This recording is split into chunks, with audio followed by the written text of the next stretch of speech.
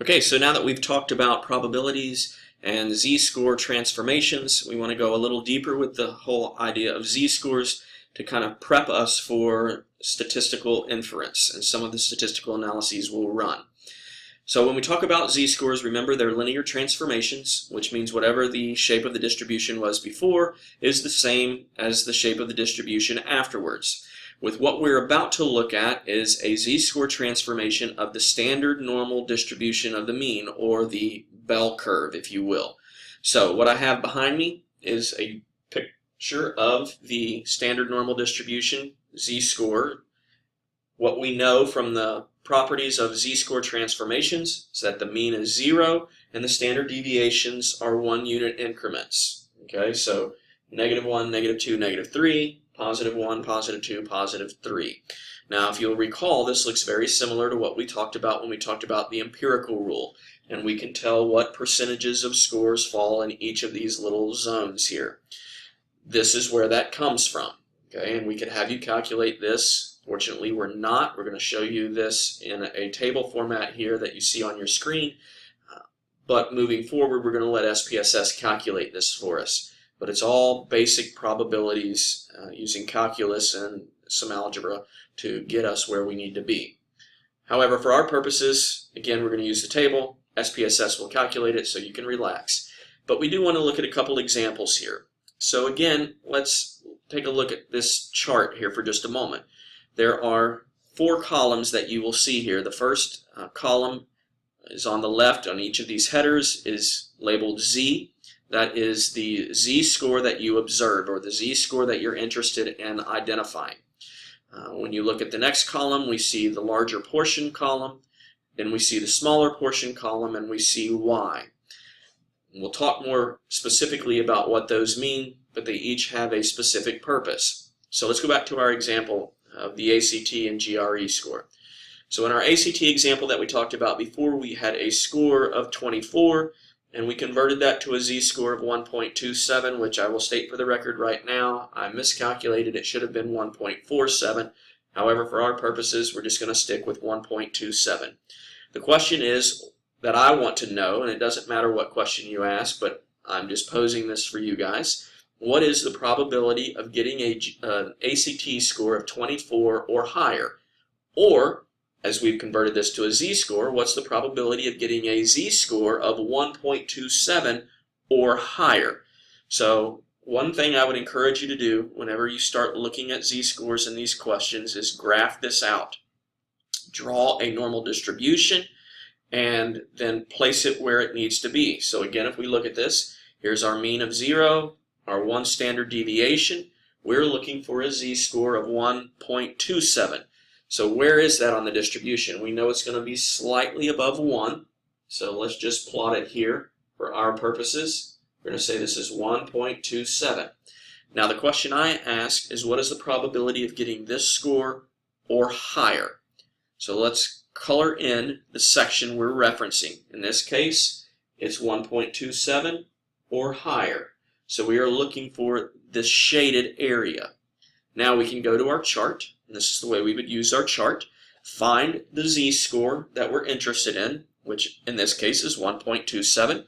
So if you go to the second column there, or the second set of numbers, find down the z column where it says 1.27. It's about halfway down roughly. Okay, once you find a z of 1.27, now the question is, are we looking for the larger portion or the smaller portion? Well, look at your curve here.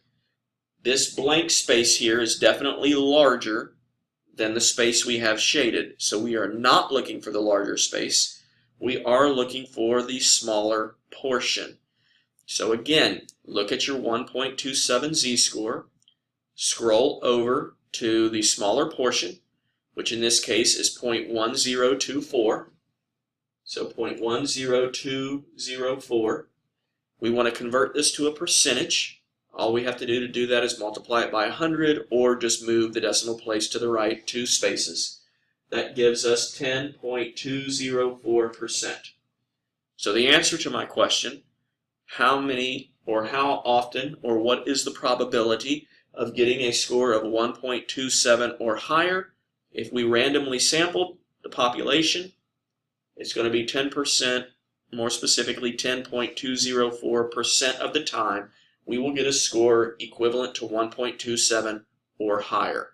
Another way to sort of word this, as it relates to our study of, let's say, all high school seniors in America, the probability of seniors getting an ACT score of 24 or higher, only 10.204% of the population will get a GRE or an ACT score of 24 or higher. Hopefully that makes sense. If not, you may want to rewatch this and go through this again, or we can cover this a little more in depth when we meet face to face.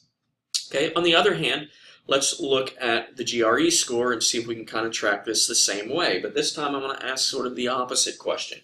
Let me erase this here. So what I want to know this time is, what is the probability of getting a GRE score of 170 or less? Okay, we know that the GRE score of 170 is equivalent to a z-score, as we said in our last example, of 2.00. So let's go plot 2.00, which is right here at 2. And now the question is, am I asking for greater scores or less than? Well, the question I want to know is, what's the probability of getting a 2 or less? So let's shade in this area. Okay, so in this case, I'm asking for this proportion. All right, so what we would do now is go to z-scores of 2. You follow that fourth column to the right down. Under z, almost near the bottom, you're going to find a z-score of 2. Now, do we want to look at the larger portion or the smaller portion? In this case, this is the larger portion. So we're going to look at the larger portion of a z-score of 2, and we find that it is 0.9725. 0.9725. Convert that to a decimal or a percentage, and what we're going to get, and actually as I'm looking at this, I misspoke. It should be 0.97725. 0.97725. Convert that to a percentage, and it's going to be 97.725%. So what do we know? We now know that the probability in the long run, if I were to sample enough students from the United States, what I would find is about 97.725% of the time, students would get a score on the GRE, a z-score of 2 or less, which equates to a GRE score of 170. So roughly almost 98% of the population of high school seniors will score less than 170 on their GRE. Okay, I could have asked, what's the percentage of students that will score a 170 or higher on their GRE? And basically we would be looking then at this smaller percentage. You can go to the 2 z-score of 2, look at the smaller percentage and find that it is 2.275%. Or you could have just looked and seen, if this is 97.725%, I can look at this as all of the data, 100%, and could have subtracted this from 100 and come up with that same proportion. But basically what this tells us is that if 97.725 score a 170 or less, only 2.275 score 170 or higher. Okay, hopefully that makes sense, but again, if not, rewatch this, or we can answer some questions when you get here. Now, I want to do one more, a little bit more tricky, more complicated z-score analysis here. And let's erase all this shaded area. Okay, we still have our standard deviations here.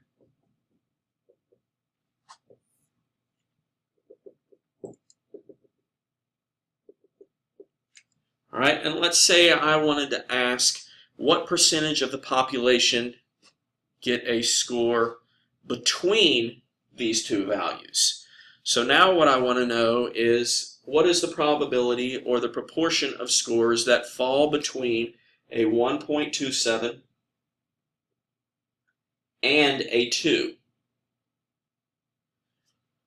So now what part of the curve do we want to shade? I am looking for scores that fall between here and here. So now I want to shade this area. Okay. This is going to be just slightly trickier. Hopefully you can hang on and get this. So what do we have to do? Well, we're going to have to do a couple of things, and there's multiple ways to do this. I'm just going to take what we've already done and sort of help you see how we do this. Okay, we already know what the shaded area is this direction for this 1.27. So we know that all of this area is 10.204%, right? So from 1.27 all the way out to the end represents 10% because we've already looked that up. Now what we want to know is this percentage not from 1.27 to the end, but 1.27 just to the 2. One of the easiest ways to do this at this point is let's look at what the value is from 2 to the end. Well, we've already looked that up, and we know it's 2.275.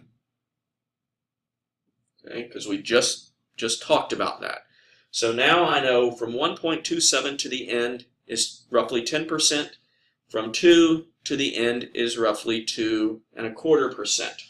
The easiest thing now is I am just interested in this, so all I have to do is subtract all of this and all of this. Okay, so if I just subtract this, what do I end up with? I end up with roughly, what is that? So 9, 2, 9, 7. So let's just call it 8%. Okay. Roughly 8% of the population will fall between a score of 1.27 and 2. So if I were to ask you, what is the probability of getting a z-score between 1.27 and 2 within the population, you can tell me that it is approximately 8%, or more precisely 7.929%.